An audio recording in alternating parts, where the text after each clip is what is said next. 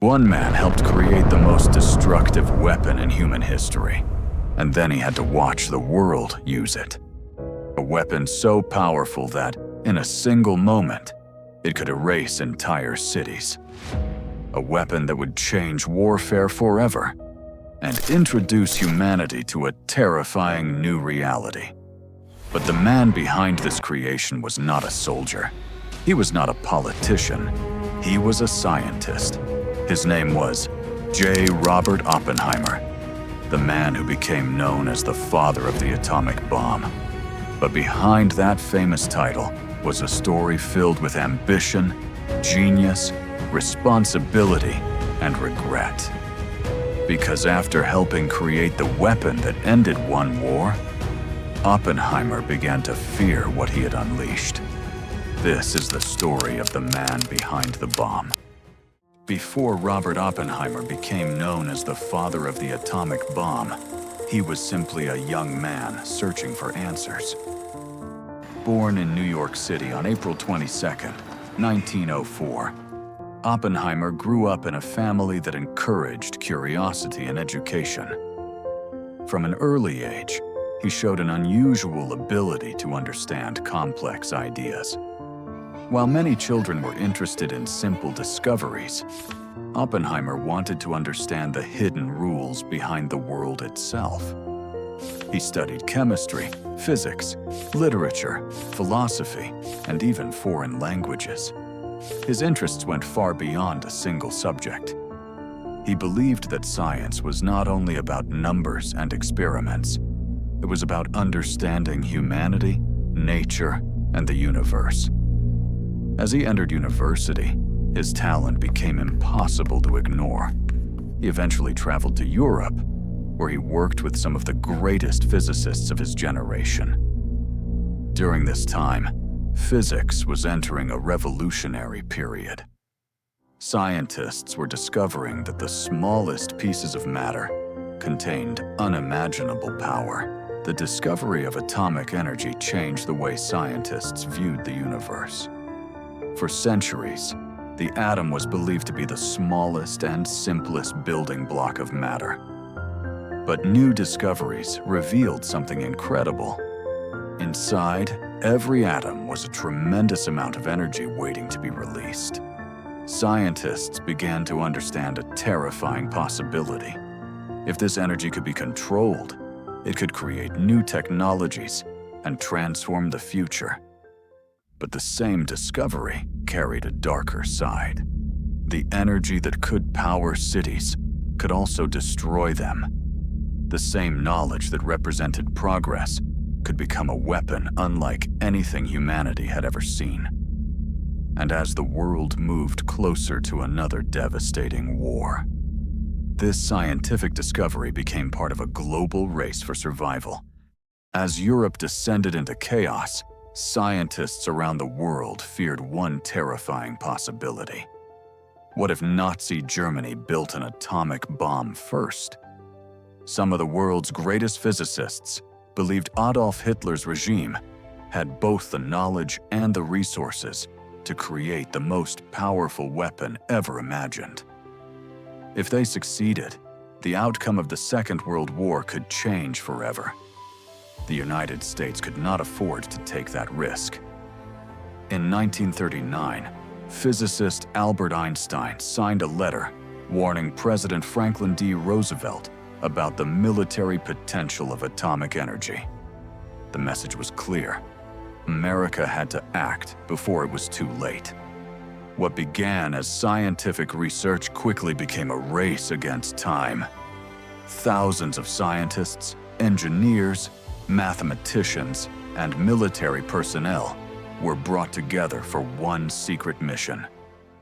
Hidden deep within the deserts of New Mexico, laboratories were built far away from the public eye. The project would become known as the Manhattan Project. But a project of this scale needed more than money, secrecy, and scientific knowledge. It needed a leader, someone capable of bringing together some of the greatest minds of an entire generation. someone who could understand the science, while also carrying the enormous pressure of war. At first, Robert Oppenheimer seemed like an unlikely choice. He had never managed a project of this size. He was not a military officer, and compared with some of the scientists around him, he had far less practical experience. But Oppenheimer possessed something rare. He could understand different areas of physics and see how they connected. More importantly, he knew how to communicate with brilliant people, challenge them, and bring them together around one goal. General Leslie Groves, the military director of the Manhattan Project, believed Oppenheimer was the man for the job. In 1943, Oppenheimer was chosen to lead the secret scientific laboratory at Los Alamos, New Mexico. It was a remote place, surrounded by desert, mountains, military guards, and complete secrecy. Officially, the laboratory barely existed. Scientists arrived under strict security. Letters were monitored. Information was divided between teams. And almost no one outside the project understood what was really being built there. Under Oppenheimer's leadership, Los Alamos became the center of the atomic bomb project. The race had moved from theory to construction, and the most dangerous scientific project in history had truly begun. By the summer of 1945, the work at Los Alamos was approaching its final test. But despite years of calculations, experiments, and construction, no one knew for certain whether the weapon would actually work.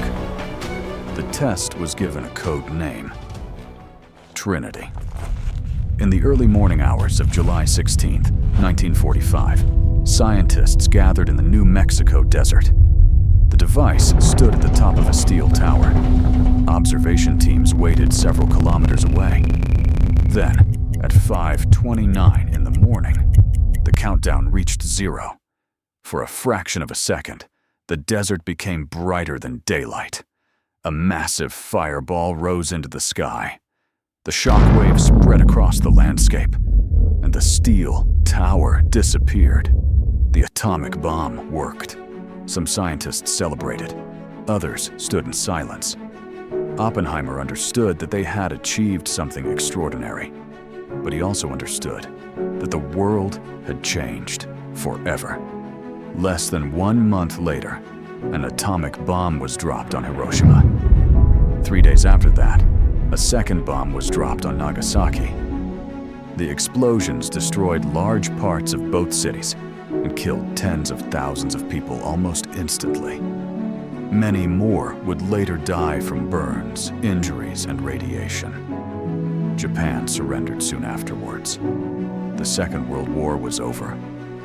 But the nuclear age had begun.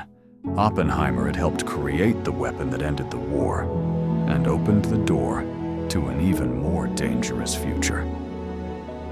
He says, "Now I am become death, the destroyer of worlds."